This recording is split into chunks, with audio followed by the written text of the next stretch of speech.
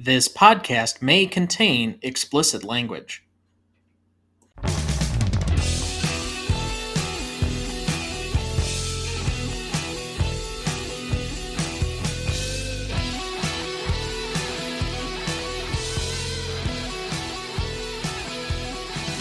Welcome to the Greatest Movie of All Time podcast, the show that uses a unique grading style to redefine what the greatest movies are.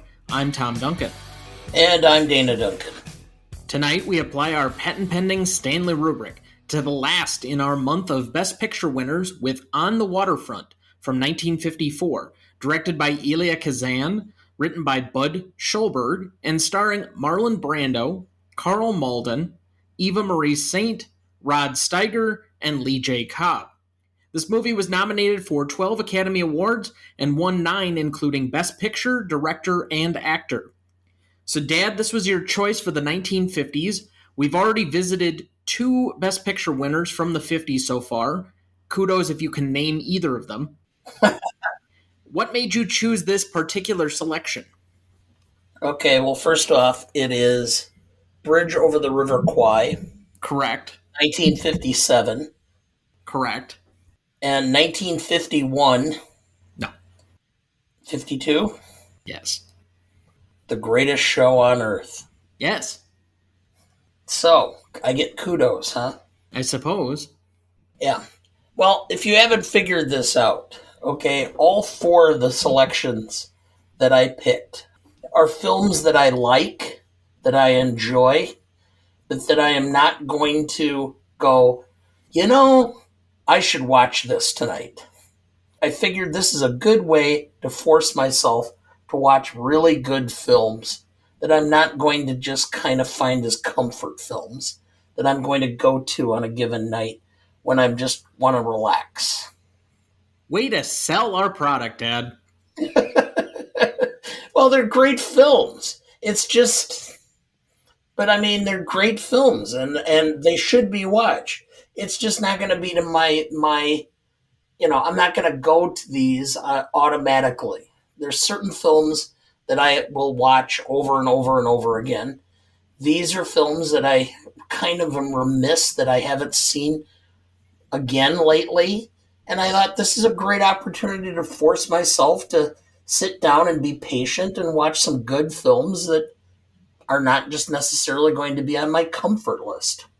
Fair enough.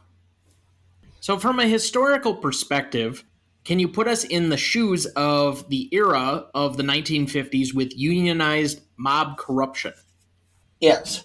In 1949, the United Municipal Workers contacted Congress, sent a letter to Congress, indicated that member unions were being infiltrated by the mafia and by organized crime. They created a committee, an investigative committee headed by Senator Kefauver from Tennessee. The Kefauver committee hearings were televised, and they were some of the most popular daytime television out there. People would take days off to watch the Kefauver hearings.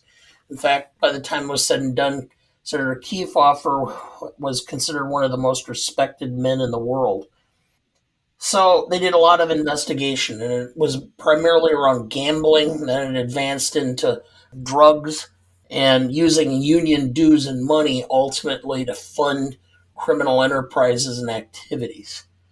If you're not aware, it ultimately ended up being wider. And at the time, Robert Kennedy, who was just an intern, ended up investigating the Teamsters and Jimmy Hoffa. And that bled into the 60s when Robert Kennedy was the Attorney General.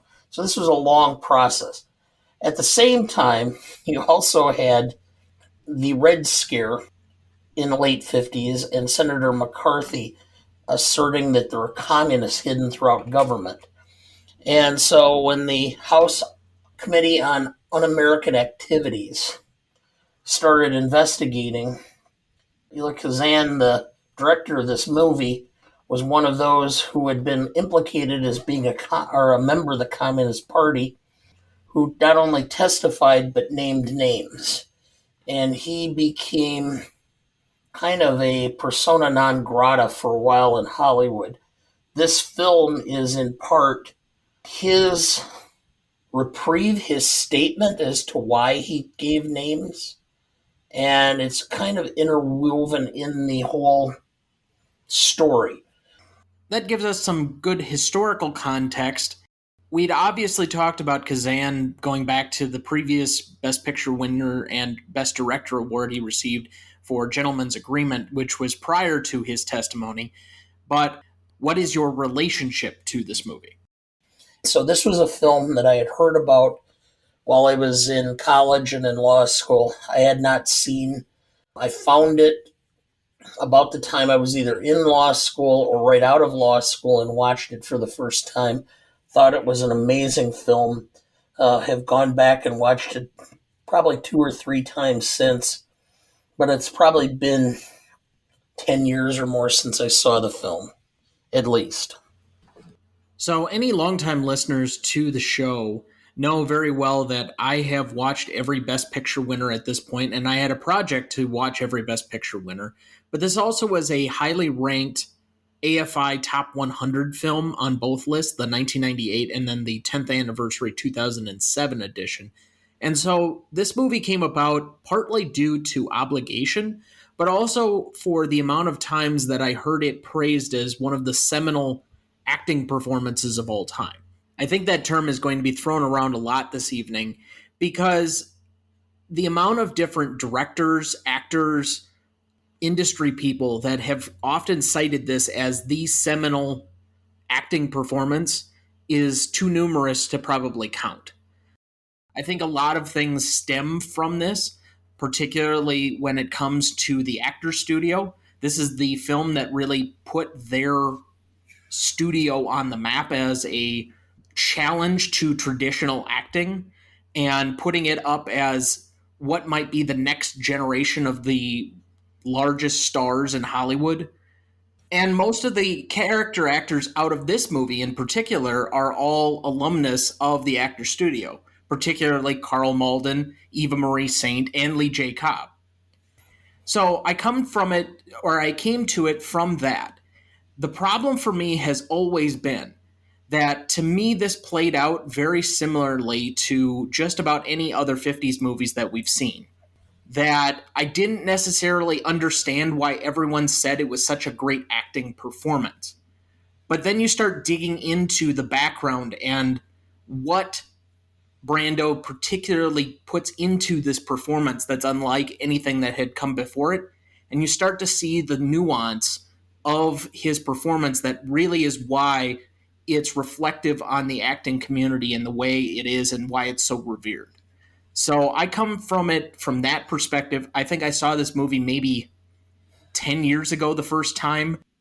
It's like one of those big, gigantic Best Picture winners like Lawrence of Arabia or The Godfather that everybody puts on the Great American Classic Films list, but that not a lot of people probably in the general population have seen. And so I've seen it maybe, I think, a half dozen times at this point. This is the first time where I really started to see some of the mastery of it. So what is this movie about then? It's doing what is right, even if it's not the most popular thing to do. I don't know if that's too simple. Okay, then you try. Well, I'm not even sure that Terry comes to the realization that he needs to do the right thing for the sake of actually doing the right thing. For as many different theorizations and case studies have been done on this film, particularly from the angle that Terry becomes somewhat of a Christ-like figure inside of a somewhat Judeo-Christian epic of sorts. He is a very flawed character who I think only is really pushed to the edge of trying to do what's right because he's struggling to begin with, but then the murder of his brother sends him in the opposite way. And so really, to me, 75% of this movie is shown as him being in the struggle, as opposed to the way you phrased it. You would think that he's trying to do the right thing from the start and just receiving pushback. he really doesn't do the right thing until the very end of this movie. And so I think it has more to do with the struggle that he's going through internally, that he doesn't agree with what's going on, but he hasn't found the courage or the confidence to actually do the right thing. I don't know if he's even knows what the right thing is. I suppose, especially given the background that we get on his character as a young child and what he eventually grew up in, where Johnny Friendly kind of replaces a more father figure type for him. So I don't know if that's necessarily the easiest for him, that he has the greatest moral compass, particularly when it talks about his personal philosophy of do unto them before they do unto you. Yeah. So I don't know how much that's reflected in the movie necessarily, but eventually he gets to the point that us as a general audience want him to make, and of course is rewarded for it in the final scene. So let's give the audience at home a little bit more background on this movie. Do you have a plot summary ready for us? I do. Dockworker Terry Malloy, Marlon Brando, had been an up-and-coming boxer until ordered to throw a fight by powerful mob boss Johnny Friendly, Lee J. Cobb. Terry, now working for Friendly, helps him set up another longshoreman, Joey Doyle, who is talking to the Waterfront Crime Commissioner. Not knowing that he was helping Friendly in Joey's murder, Terry's conscience is disturbed, and he starts questioning his involvement. Circumstances place Terry around Joey's sister, Edie, Eva Marie Saint, and a romance develops. This relationship, together with the advice and support of a streetwise priest, Father Barry, Karl Malden, pushes Terry to decide his path. Does he stand up to Friendly and turn his back on Friendly's right-hand man, Terry's brother, Charley, Rod Steiger, risking his own life and safety? Or does Terry follow the code and remain silent? Thank you. Cast for this movie: Elia Kazan as director, Budd Schulberg as writer, Leonard Bernstein as composer, Marlon Brando as Terry Malloy, Karl Malden as Father Pete Barry, Lee J. Cobb as Michael J. Skelly, aka Johnny Friendly, Rod Steiger as Charley the Gent Malloy, Eva Marie Saint as Edie Doyle, Pat Henning as Timothy J. K.O. Dugan, John F. Hamilton as Pop Doyle, Ben Wagner as Joey Doyle, James Westerfield as Big Mac, Fred Gwynn as Slim Sekulovich, Leif Erikson as lead investigator for Crime Commission, and Martin Balsam as Gillette, secondary investigator for Crime Commission, uncredited. Recognition for this movie: On the Waterfront was released on July 28, 1954. Upon its release, the film received positive reviews from critics and was a commercial success, earning an estimated $9.6 million at the box office in 1954. It currently holds a 99% among critics on Rotten Tomatoes, a 91 score on Metacritic, and a 4.1 out of 5 on Letterboxd. Through his portrayal of Terry Malloy, Brando popularized method acting and conclusively exemplified the power of Stanislavski's based approach in cinema. Praising Brando in 2004, director Martin Scorsese noted that when you watch his work in On the Waterfront, you're watching the purest poetry imaginable in dynamic motion. Kazan, the director of the film, would later write in his book, "If there is a better performance by a man in the history of film in America, I don't know what it is." Al Pacino, recounting his own memories on first seeing On the Waterfront, told Playboy in a 1979 interview that he concentrated more on the lead actor than the film itself. "I couldn't move. I couldn't leave the theater. I'd never seen the like of it." Anthony Hopkins said, "When you see Brando in the famous cab scene in On the Waterfront, it's still breathtaking."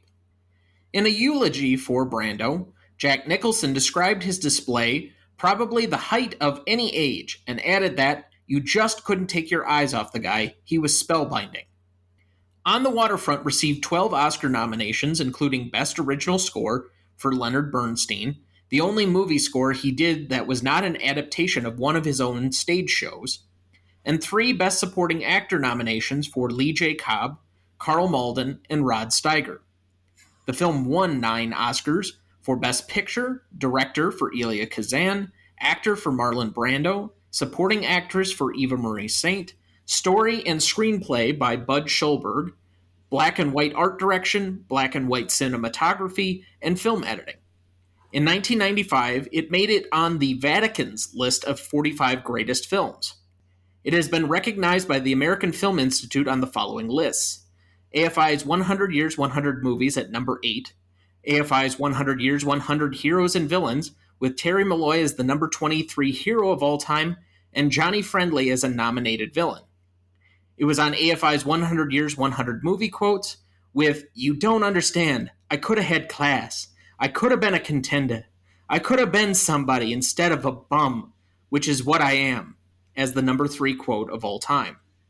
AFI's 100 Years of Film Scores at number 22, AFI's 100 Years 100 Cheers at number 36, AFI's 100 Years 100 Movies 10th Anniversary Edition at number 19, and it was a nominated film in the gangster category for AFI's 10 Top 10 list.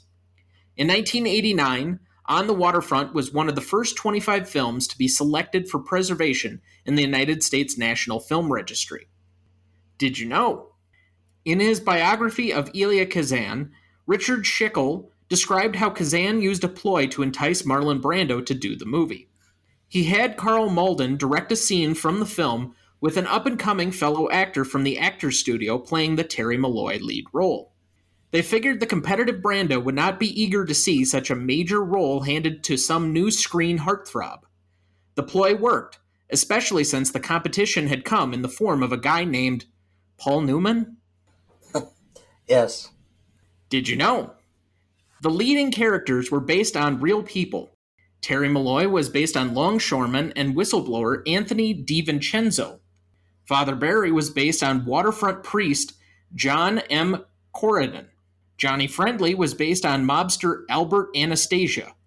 The hat and coat worn by Karl Malden in the film actually belonged to Father Corridon. Did you know? Arthur Miller was approached by Elia Kazan to write the screenplay and did so, but later pulled it when the FBI and studio bosses required him to make the gangsters communists. Did you know? On the Waterfront is widely known to be an act of expiation on the part of Elia Kazan for naming names to HUAC during the Joseph McCarthy witch hunts of the 1950s. What is less widely reported is that Kazan intended it as a direct attack at his former close friend Arthur Miller, who had been openly critical of Kazan's actions. Specifically, it was a direct response to Miller's play, The Crucible. Did you know? As part of his contract, Marlon Brando only worked until 4 p.m. every day and then would leave to go see his analyst. Brando's mother had recently died, and the conflicted young actor was in therapy to resolve his issues with his parents. Interestingly, for the film's classic scene between Rod Steiger and Brando in the back of the cab, all of Steiger's close-ups were filmed after Brando had left for the day, so Brando's lines were read by one of the crew members. For many years, Steiger, who had actually stayed during Brando's close-ups to help him put in a better performance, remained very bitter that Brando didn't return the favor, and often mentioned it in interviews. Did you know? Grace Kelly turned down the role of Edie Doyle, deciding to make Rear Window instead. Did you know? The scene where Eva Marie Saint drops her glove and Marlon Brando picks it up and puts it on his hand was unplanned. Saint dropped her glove accidentally in rehearsal, and Brando improvised the rest. Elia Kazan loved the new business and asked them to repeat it for the take. Did you know? Thomas Handley, who played Terry Malloy's teenage friend Tommy, was hired by the production to feed the pigeons on set. His father, a longshoreman, had been blackballed for anti-union activities and disappeared when Handley was 4 months old. Elia Kazan and Budd Schulberg had him audition for the role and coaxed an angry response out of him by calling his father a rat. He was paid $500 for his role, but never really acted again. He went on to become a longshoreman, and in 2002 was elected recording secretary of his union after yet another corrupt leadership was ousted. Did you know? Shortly after the film's debut in 1954, the AFL-CIO expelled the East Coast Longshoremen's Union because it was still run by the mob. Did you know? Tony Galento, Tammy Morello, and Abe Simon, who played Johnny Friendly's heavies, were all former professional boxers and opponents of Joe Louis for the heavyweight world title. Simon fought the Brown Bomber twice and was knocked out in round 13 in the first fight and round 6 in the second. Galento and Morello fought Louis once apiece and shared similar fates. Galento was KO'd in round 4 and Morello in round 1. With that, we'll take our first break and we'll be right back.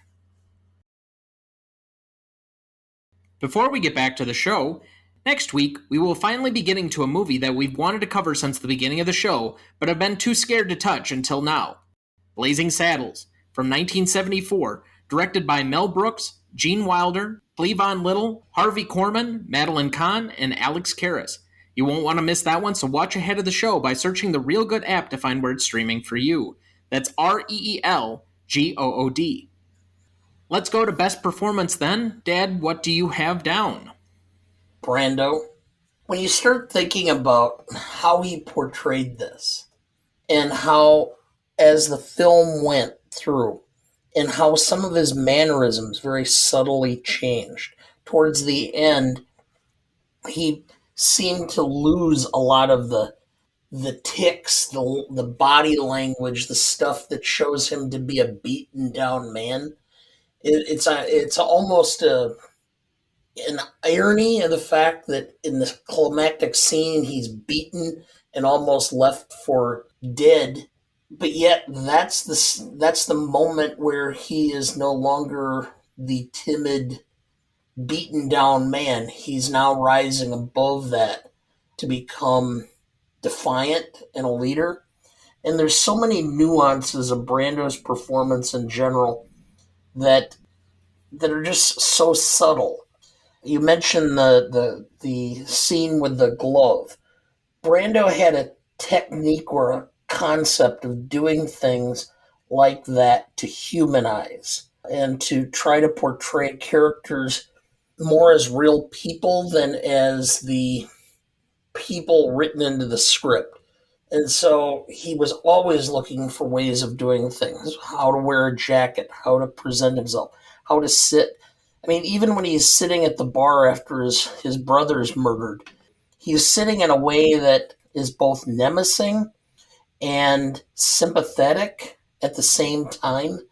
There's just so many little things and subtleties that you see.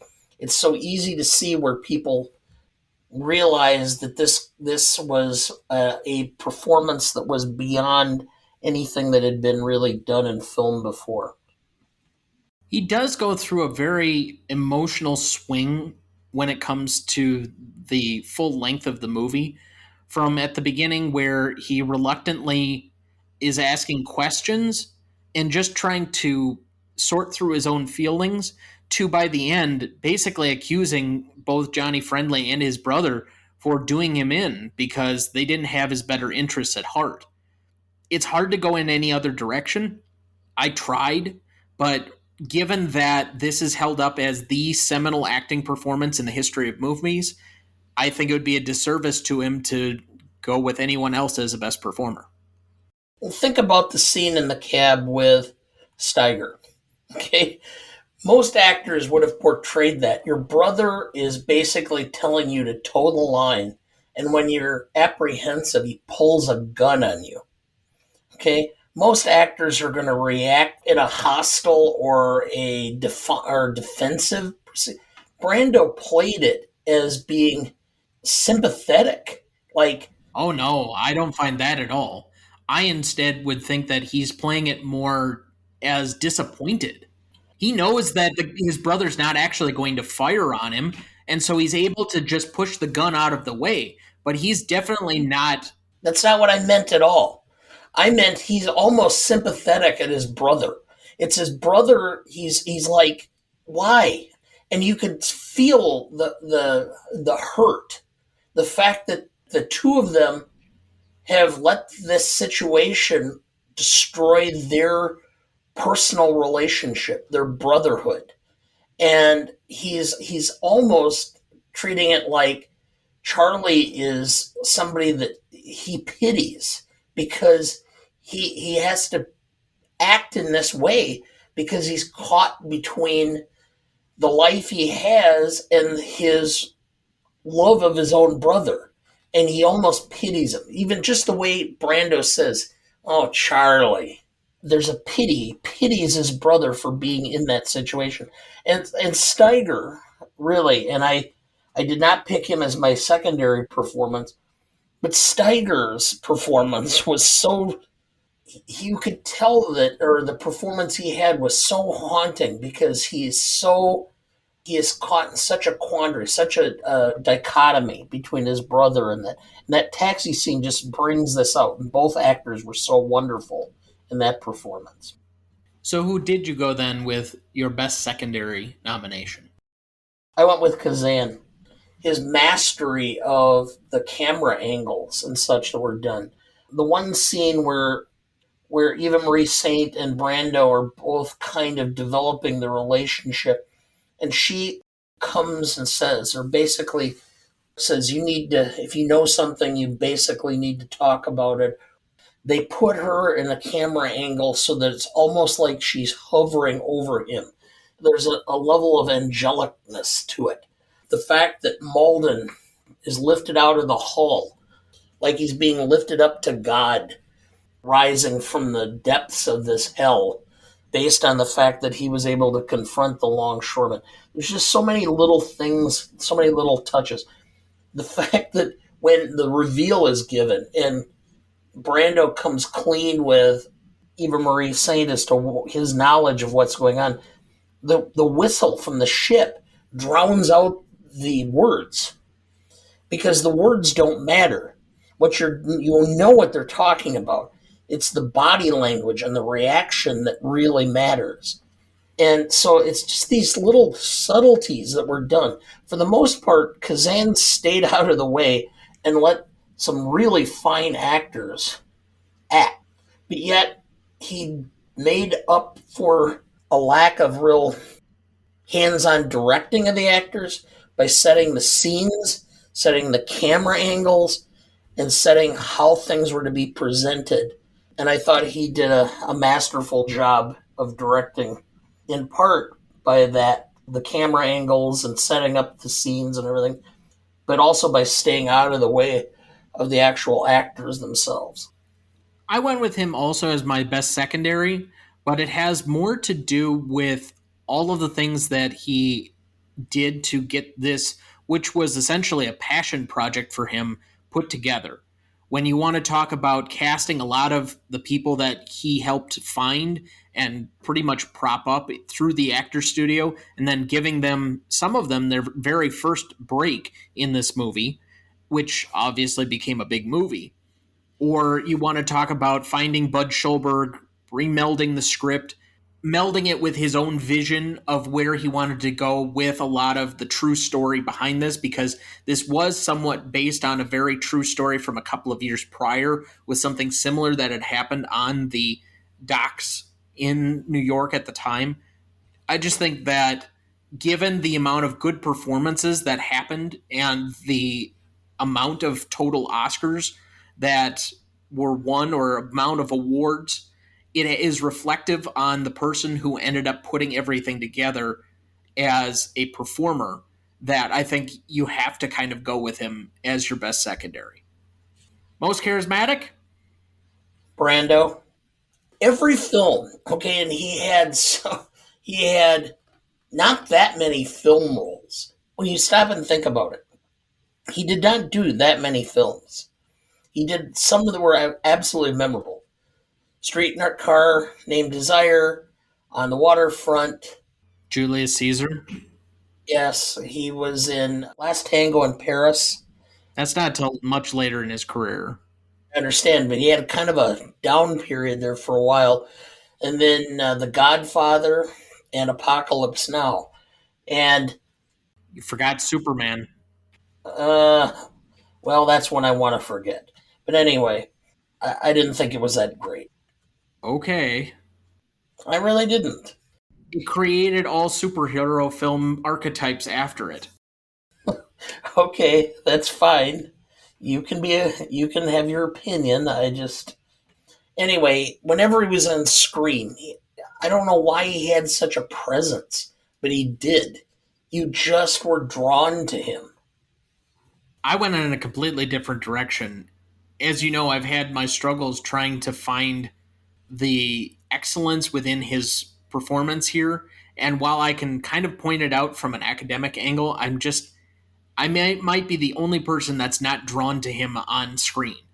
For me, it's one of my favorite sub characters or character actors in at least this film and one of my other favorite films of all time. For me, it's Lee J. Cobb. He dominates every scene he's in. The power he exudes, the ferocity, it's just captivating to me on every level. I think he is a terrifying villain in both this and 12 Angry Men, and if those were his only two performances, he got his money's worth for a lifetime of being an actor. There were so many options because again, I thought Rod Steiger was wonderful. I thought Eva Marie Saint was wonderful, and I absolutely love Karl Malden.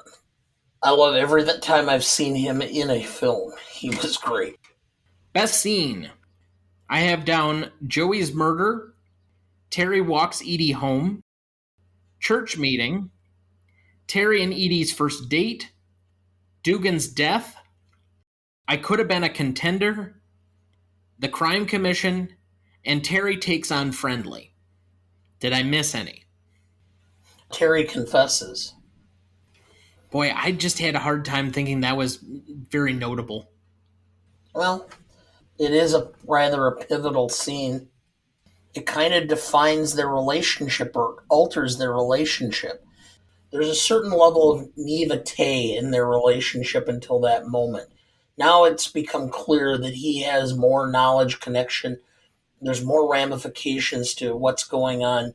And she now has to deal with the fact that she loves him, but that if he doesn't provide information, he's protecting those who murdered her brother. And I think that the fact that she can't handle that, and she's, the screaming, covering her ears and whatever of that scene is quite significant. So then what then is the best scene? Well, I think it's the taxi cab scene. Because, again, I think the performances, I've said, of Brando and Steiger were just phenomenal.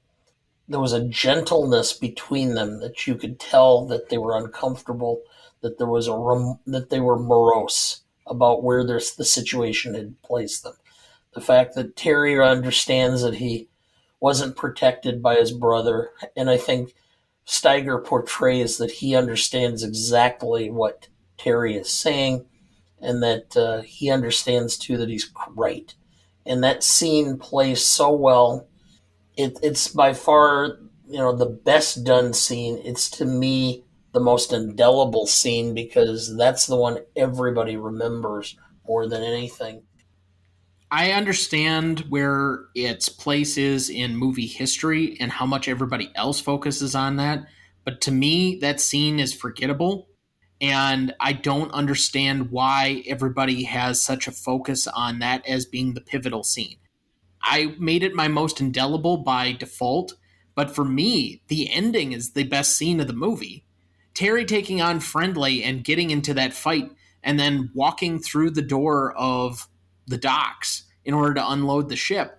Everything that goes down in that last maybe 15-minute scene to me is the absolute height of this movie. And for everything that he has as an actor to coming down the plank, lowering himself onto the level of Johnny Friendly in order to redeem himself and then finally walking through the door, his own resurrection of sorts. I think to me, that is the most frenetic and energetic scene of the movie and really is the one that makes you kind of stand on edge. I think it took a little less acting on the part. It was more action than acting, and so that's why I didn't go with it. I don't know. I understand where you might come from at the beginning part of that scene, But by the end, where he really gets the trying to stand up and walk on his own and make it through the door, I think to me that requires a certain level of acting that was not apparent before. I mean, right now, if you're talking, okay, walk like you're basically punch drunk, I just about think anybody could make do with that because they have so many angles and examples to draw upon. At the time, how many people were being depicted as basically punch drunk on film? The problem I have with the scene, and I guess is in some part this, which is it doesn't hold up to me as well because it's so contrived. And I mean, it's the expected ending, but the ending that's, I mean, it's too predictable. And so, to that extent, it's one of the reasons why I didn't give it as high a marks as you did, I think. Well, I nominated for my favorite scene because I don't find it predictable at all. I find that to be, yes, the necessary conclusion, but that could have gone in a whole host of different ways. I also find it to be probably the best directed scene of the movie due to the amount of expertise that they had from the quick cuts at the end to how he's walking to all of the acting performances that are within it. I think it might be Lee J. Cobb's most powerful scene. To me, that was the best and my favorite scene, even if I had to go with most indelible being the taxi cab confrontation. Let's go with that. Okay. So, what was your favorite scene then? Actually, it's the scene where Terry and Edie first start walking through the park and the glove. He picks up the glove. That scene, there's just a sweetness about that and a development of a relationship that I thought was so well portrayed. And what was really, or what is a violent film, to put that no matter what the circumstances are in your life, you can find beauty and develop some level of love, compassion, and relationship with another human. That just stood out to me in sharp contrast to the rest of the film. And so for me, that was my favorite scene because it humanized the characters. And I already gave my most indelible as being the taxi cab confrontation. What was yours? The taxi cab. All right. So that puts us at our second break. We will be right back. Before we get back to the show, you can still sign up for our newsletter at the new RonnieDuncanStudios.com. Find us on Instagram, Twitter, or now TikTok at the handle at GMode Podcast, or find our new Facebook page under Greatest Movie of All Time Podcast. All right, Dad, do we have anyone to remember this week? Unfortunately, we do. We have a couple. Jack Knight, American comedian, television writer, and actor. He wrote for Blackish, was in Bust Down, and also was involved with Big Mouth. Only 28, unfortunately. Him passing away at such a young age, there was quite a big outpouring in the comedian community for him, and he apparently was very beloved. I did not know much of his work other than the fact that I have seen episodes of Big Mouth, and obviously I watched the entirety of Blackish. So for him to be a writer on at least one of the programs that I've spent the last maybe 5-6 years watching, it is a little bit disheartening, sad, depressing. I don't know if there's been a cause of death released quite yet, but to see someone pass this young obviously takes you aback a little bit. Unfortunately, it was self-inflicted gunshot. Oh, I had not seen that. Yeah. Which does lead me to point out that I think either last week or early this week, we did have a national hotline that the government has actually produced. It is 988 for suicide prevention and is the new suicide prevention hotline. Very similar to 911, but this will be 988. So if you know anyone who is in mental distress or just a number to know for down the line if you ever find yourself in a bad situation, please reach out to that hotline for help. We also lost Mickey Rooney Jr., 77. He had been primarily a child actor and had done a few other things later on and had become a somewhat of an institution in Hollywood for some different projects later in life. But he had been part of the Mickey Mouse Club, and he passed. His father, Mickey Rooney Sr., I think we lost about 3 or 4 years ago. He was in his mid 90s, I think, at the time. So, unfortunately, his passing he will have an impact along a line because I guess he was fairly well popular within circles within Hollywood. Certainly, I think his dad passed away within the last 5 years, and obviously a notable passing just from the standpoint that Hollywood and the industry has lost another great father son combo. And with that, we recognize both of these performers for their work and their contributions to TV and movies with a moment of silence here in their honor.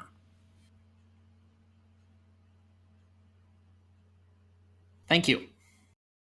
Let's go to best lines. Dad, what do you have up first? Father Barry, D&D, what's that? K.O. Dugan, deaf and dumb. No matter how much we hate the torpedoes, we don't rat. You know, I don't remember that line being in there, but I'm glad you nominated it because honestly, I kept forgetting what the hell that was. And my obvious thoughts, being a member of my current generation, is Dungeons and Dragons came up every time. Obviously, Yeah, very different. yes. My first one up, Terry. Conscience, that stuff can drive you nuts. Edie, which side are you with? Terry, me? I'm with me, Terry. Terry again. Hey, you want to hear my philosophy of life? Do it to him before he does it to you. Terry, but you know if I spill, my life ain't worth a nickel, Father Barry. And how much is your soul worth if you don't? Father Barry. Some people think the crucifixion only took place on Calvary. They better wise up. Taking Joey Doyle's life to stop him from testifying is a crucifixion. And dropping a sling on K.O. Dugan because he was ready to spill his guts tomorrow, that's a crucifixion. And every time the mob puts the pressure on a good man, tries to stop him from doing his duty as a citizen, it's a crucifixion. And anybody who sits around and lets it happen, keeps silent about something he knows that happened, shares the guilt of it just as much as the Roman soldier who pierced the flesh of our Lord to see if he was dead. Terry to Johnny, you think you're God Almighty, but you know what you are? You're a cheap, lousy, dirty, stinking mug. And I'm glad what I done to you. Hear that? I'm glad what I done. Charley, you're getting on. You're pushing 30. You know, it's time to think about getting some ambition. Terry, I always figured I'd live a bit longer without it. Charley, look, kid, How much you weigh, son? When you weighed 168 pounds, you were beautiful. You could have been another Billy Kahn. And that skunk we got you for a manager, he brought you along too fast. Terry, it wasn't him, Charley. It was you. Remember that night in the garden? You came down to my dressing room and you said, Kid, this ain't your night. We're going for the price on Wilson. You remember that? This ain't your night. My night? I could have taken Wilson apart. So what happens? He gets the title shot outdoors on the ballpark, and what do I get? A one-way ticket to Belucaville. You was my brother, Charley. You should have looked out for me a little bit. You should have taken care of me, just a little bit, so I wouldn't have to take them dives for the short-end money. Oh, I had some bets down for you. You saw some money. You don't understand. I could have had class. I could have been a contender. I could have been somebody. Instead of a bum, which is what I am. Let's face it. It was you, Charley. You have any others? No. All right. Stanley Rubric time. Legacy is up first. This is known as a great movie and the seminal acting performance in Hollywood history. It's on every list of great American classics and generally thought as one of the best movies of all time. Its accolades, as mentioned before, are plenty, and I can't give this less than a 5 for the industry as a result.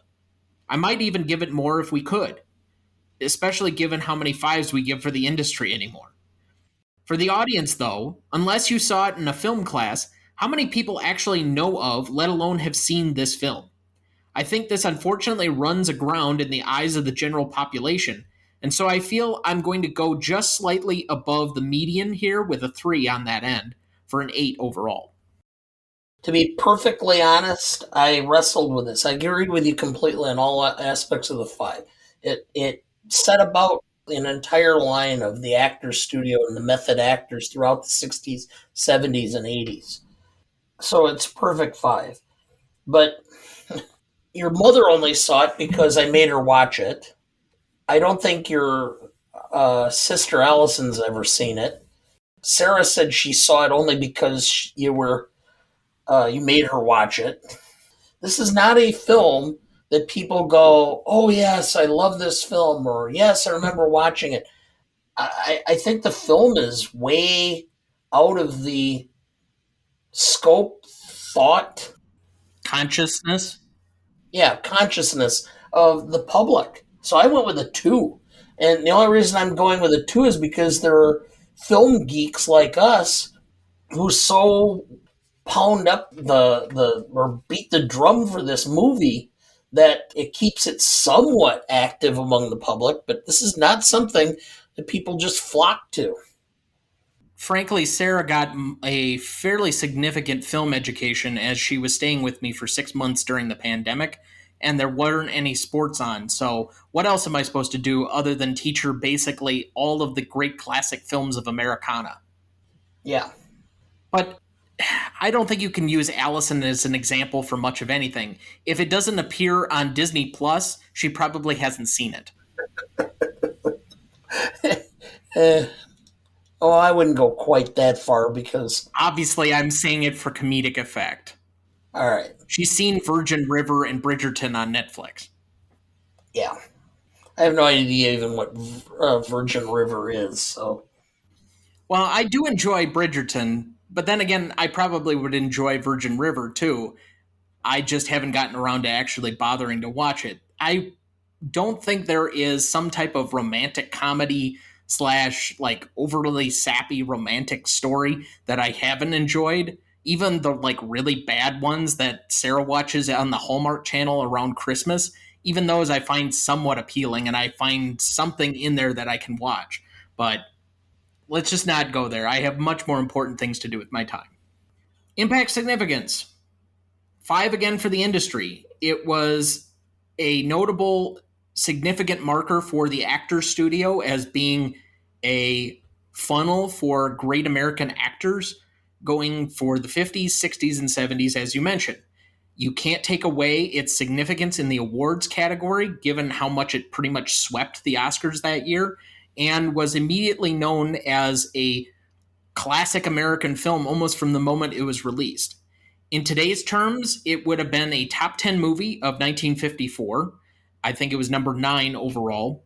It was well received by most of the critics, and it would have finished with over $100 million in today's film-adjusted inflation gross. So I'll even go with a 4 for audience, in addition to the 5, of course, for industry for a 9 overall. Well, I have 5 for industry and for the public. It made 10 times its budget. That's pretty darn good. It had significant impact. It furthered the careers of Brando and of Karl Malden. I think it helped propel Rod Steiger into other roles. I think it did a very good job, again, with the Actors Studio. And with the public, I think it made a lot of people more aware of this type of acting and the enjoyment of this type of acting. So I went with 5 for industry, 4 for the public, for a 9. Did you need help with the math? Not on this category, but I did forget to give an average for the last one. That was a 7.5, and it's an obvious 9 on the average for this one for us. Okay. Let's move to novelty. This is the first real application of the actor studio method acting across an entire cast of a major movie. The subject matter was also novel in the face of everything that was going on historically, Kazan's place in that story, and that this is mostly based on a true story that happened outside of that, but a confluence of different events that all contributed towards the making of this movie. In fact, I heard from an interview with Spike Lee that I mentioned earlier that this was actually supposed to be filmed in Brooklyn, but the Longshoremen's Union threatened to kill both Kazan and Brando, so it was moved to New Jersey.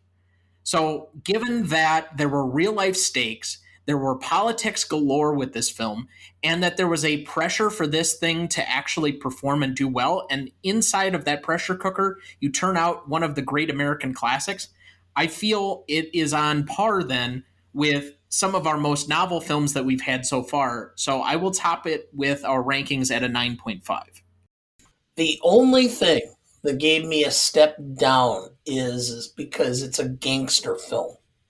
And we had done so many there was a whole genre of gangster films. Not like this, but the fact is it was organized crime and heavies and all that.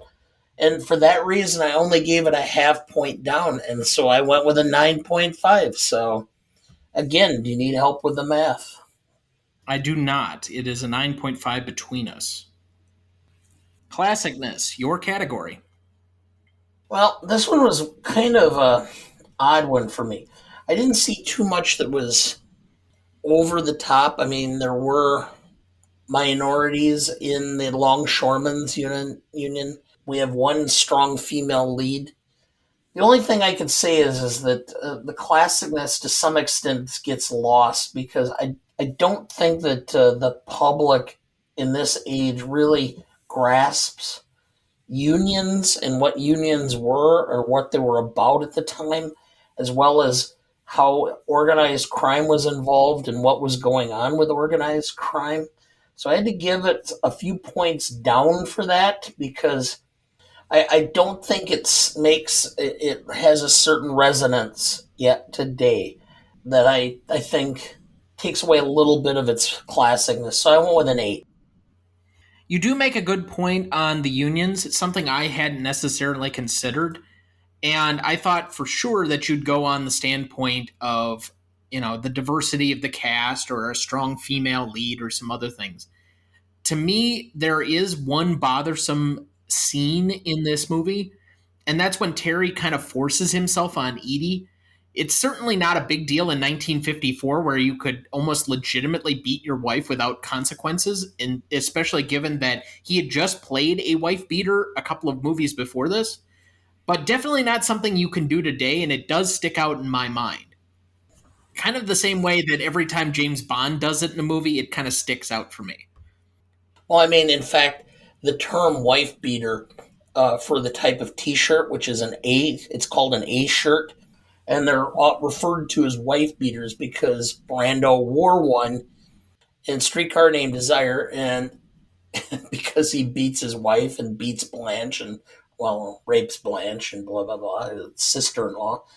That's why it's referred to that as a wife beater. But anyway. How is there only one black man on the docks? I recognize it's 1954, but New Jersey had no black people? I mean, this is post-Great Migration. I know. Outside of those, the fact that this is still held up as one of the great acting performances and that this still has some real-world applications, I wouldn't say from the standpoint of the unions, but if you want to make a overture at saying that the corruption within this could easily be placed on, let's say, for example, especially from where you and I come from politics, the Trump administration. I think you could very easily make a case that there are a couple of people that should have played the Terry Malloy role and kind of have reluctantly come around to that. So I believe this has an element of agelessness some 68 years after its release. And say what you will about the context of Kazan or Huac, I'll take the movie by itself on its own merits, and to me, this warrants an 8.5, since you still get the chills leading up to and through that final scene, or at least I do. Okay. So that's an 8.25 between us? Tonight we're not so different, you and I. Yeah. Rewatchability. This is, again, a necessary watch. I will place it on a slightly higher degree than maybe a few other films that we've recently covered that I've said something similar. I think this is one that probably should be on a more recommended watch, and it really isn't a terribly difficult film to get through. It's kind of short.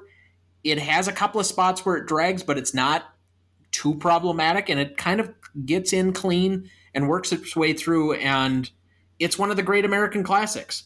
It's just never going to be on a favorites list of mine anytime soon. And so I went with a 7.5. Okay, well. Did you go with a 7.5? Yes, I did. Oh. Yeah, it's one that it's a fairly easy watch, but it's not a comfortable watch for me. It's a film that I know I should watch, and I enjoy watching when I do.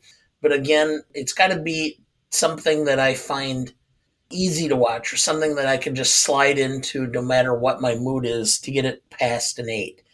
And as a result, I went with a 7 because of that. This is something I'd have to push myself to watch or have to be in the right frame of mood, so that's where the 7 comes from. Audience score on this one, only an 82% for Google users, but a 95% from Rotten Tomato users for an 8.85 average overall.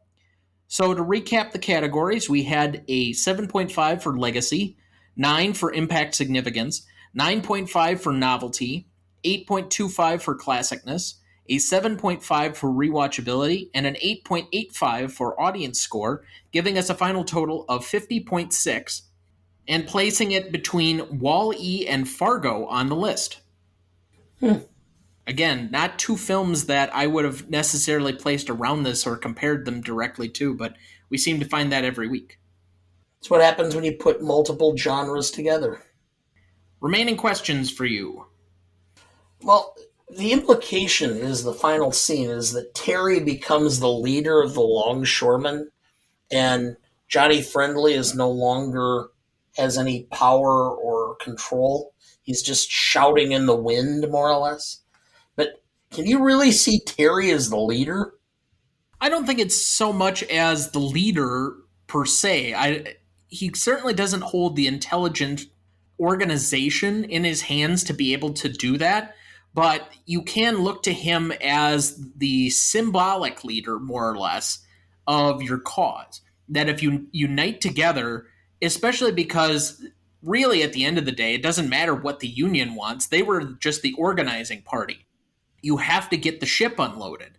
And knowing that there is another guy that is directly responsible for how you get the payment of everything, they could unite against Friendly and just ignore him and become their own type of union regardless of anything that he had to say. So I don't look at him so much as the strategic or necessarily the next union leader, so much as I look at him in the final scene as a symbolic leader of the struggle they've gone through from the beginning to the end of the film. Okay. The other one is do you think Friendly fried? Meaning? Well, I mean, he makes a comment about that he's thinks he's going to end up in the electric chair. When he's putting the guns in the safe, he's talking about how they're going to come. I can't remember the exact wordage or language he used, but I think he said the hot seat. Yeah, which means, the electric chair. Well, I mean, if you can directly finger him and those guys all roll on him, which I'm not sure they were guaranteed to do in the 1950s, he is directly responsible for several murders. I mean, you can make an easy prosecution of that, and if they all flipped, and he becomes basically the responsible party for all of the activity that was going on the docks.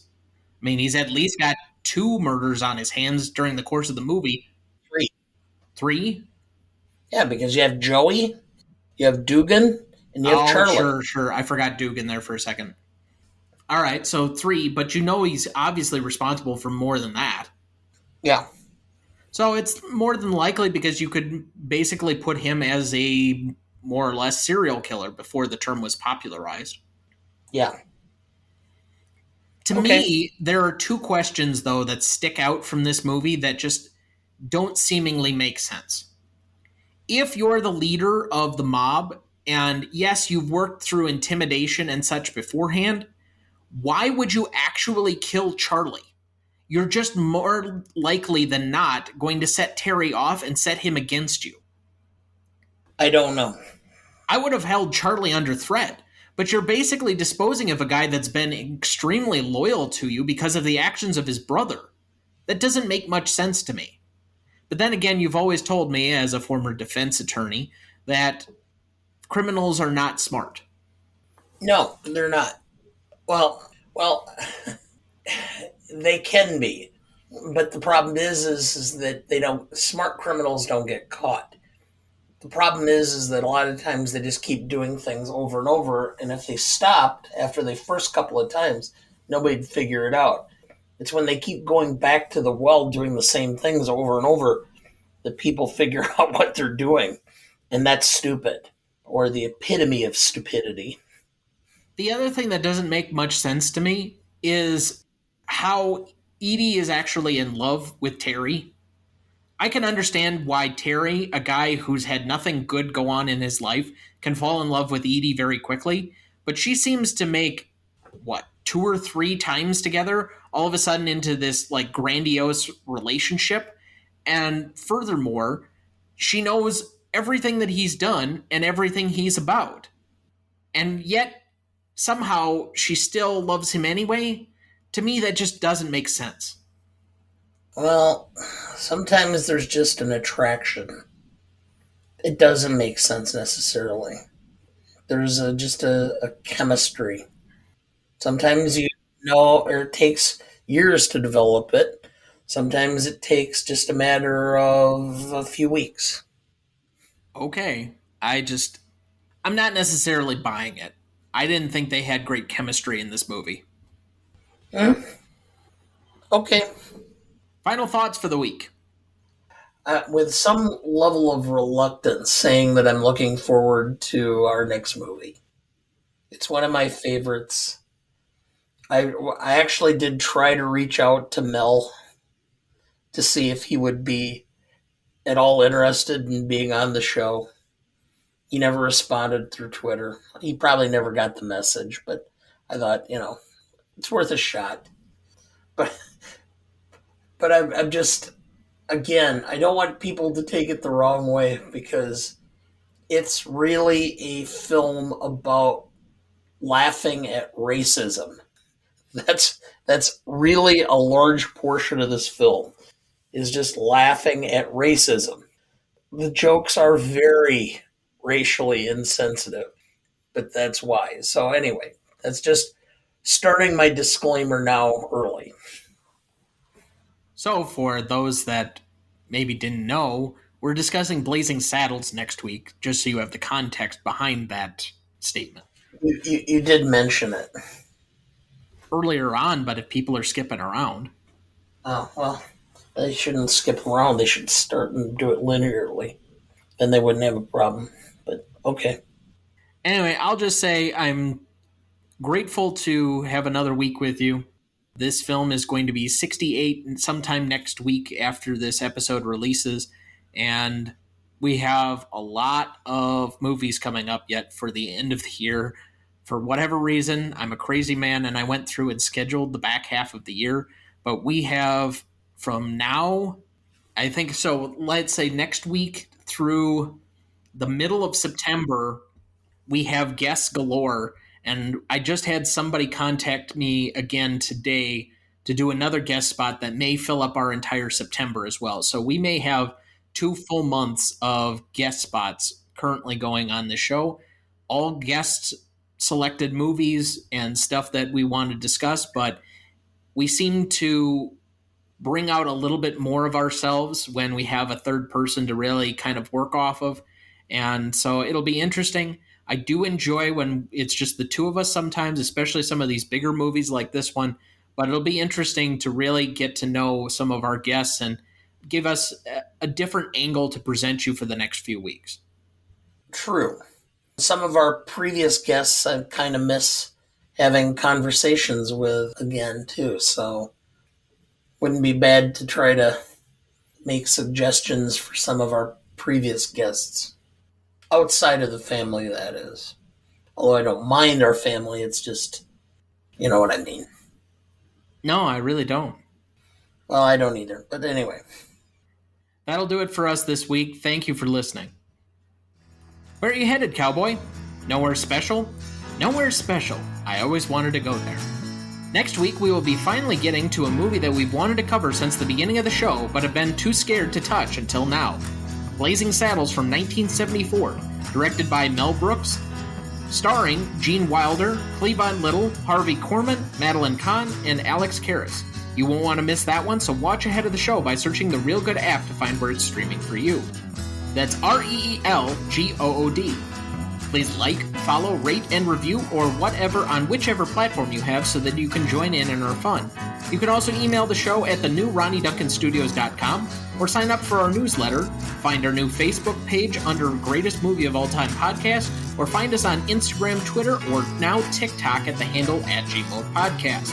The Greatest Movie of All Time is a production of Ronnie Duncan Studios. Our show is mixed, edited, and written by Thomas Duncan.